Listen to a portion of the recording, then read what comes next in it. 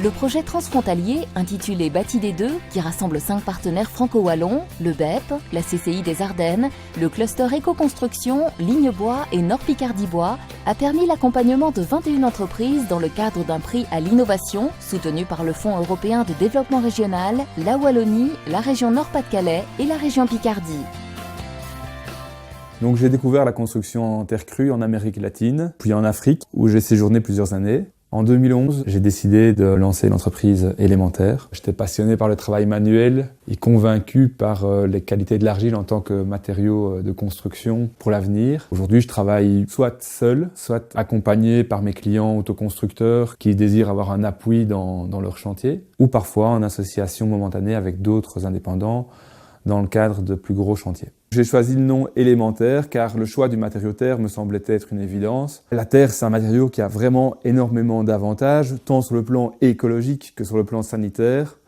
Sur le plan écologique, c'est un matériau qui se trouve sous nos pieds, qui nécessite vraiment peu de transformation et qui est disponible partout. Donc peu de transport, peu d'énergie grise à la transformation. C'est un matériau qui ne procure pas d'allergie. L'argile offre différents avantages, qui va réguler l'humidité de l'air, en absorbant l'humidité quand il y en a trop et en la relâchant quand cette humidité a tendance à diminuer. Ensuite, l'argile va améliorer le confort thermique de la maison, c'est-à-dire que la masse que représente l'argile accumule la chaleur et quand la maison se refroidit de manière soudaine, par exemple une ouverture de fenêtre en hiver, la chaleur emmagasinée dans la masse va contribuer à ce que la sensation de chaleur continue et perdure dans le temps.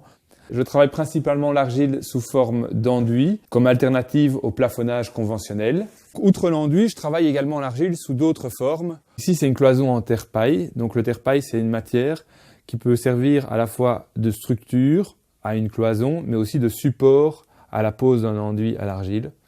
Le pisé, c'est une sorte de béton de terre réalisé dans des coffrages où la terre est compactée couche par couche.